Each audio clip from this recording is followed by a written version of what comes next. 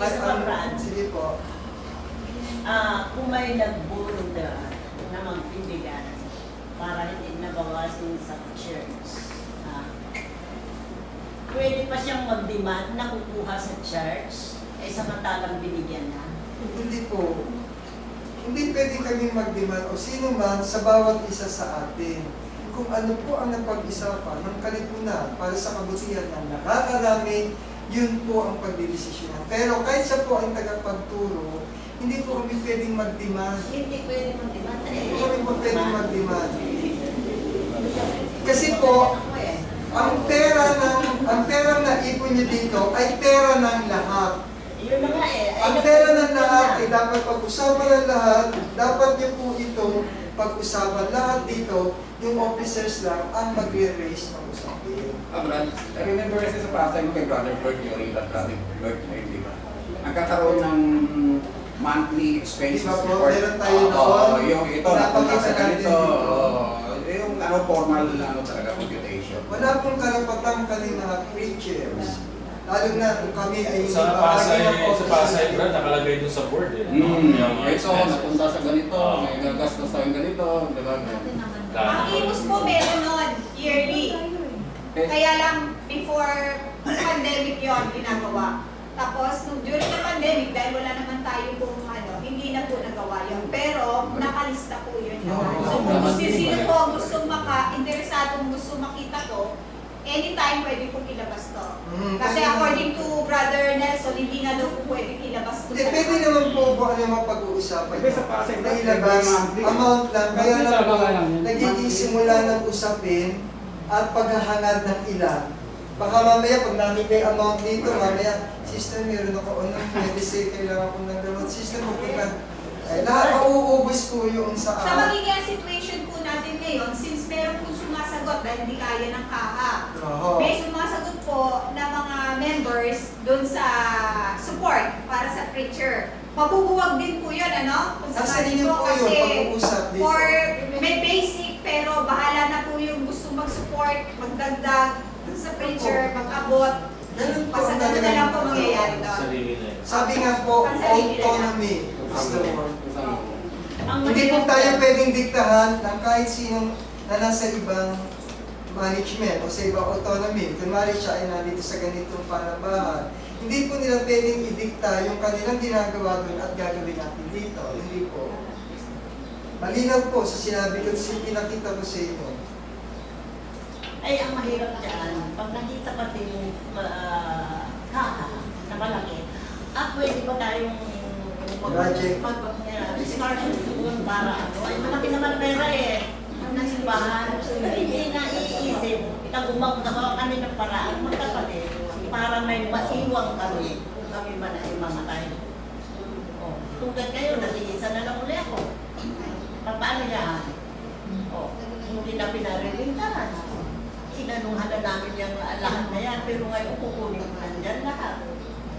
Pero kung may mga tumutulong po, pinakamaganda, mag-fix na lang. Ayan. Bukas makalawa, ang ating kongregasyon ay wala na masyadong mga tumutulong. Meron man tayo, pero hindi man ganun ka-dedicated ang tulong ng iba. Tayo may hirapan sa collection dito. Kaya dapat malaman ng bawat isa sa atin na hindi talagang dapat na kung saan ay mandatory ang bawat isa sa atin. Maraming pinagagamitan ng ating treasury fund at dapat ay lahat ng miyembro ay may kapakinabangan. Ayun po, kung wala na tayong mga katanungan, ay pagpatuloy natin ang ating panambahan sa ating.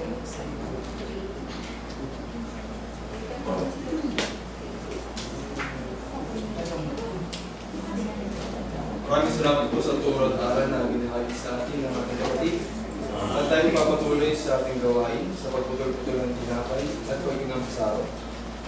Buklatin po natin ang ating mga idaryo sa page 289.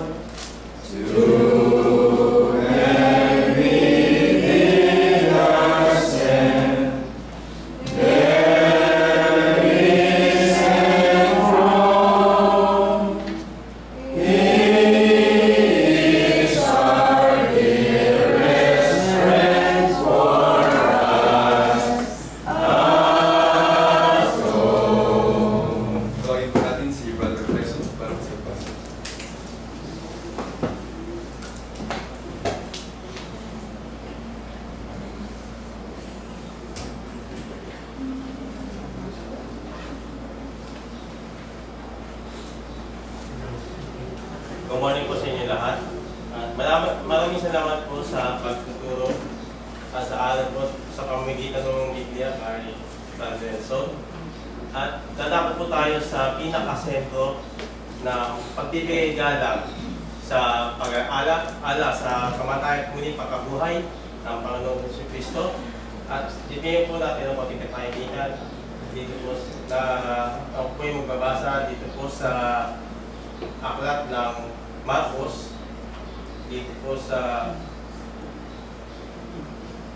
Kapitulo 14, versikulo 22 hanggang 25. Ito po ang sulat at sinasabi. Samantalang siya'y kumakain, dumampot siya ng tinapay at ng kanyang mapaspasan ay kanyang pinagputol-putol, binigay sa kanila at sinabi, kunin ninyo, ito ang aking katawan. Siya'y dumampot ng isang kopa at nang siya'y makapagpasalamat ay binigay niya sa kanila.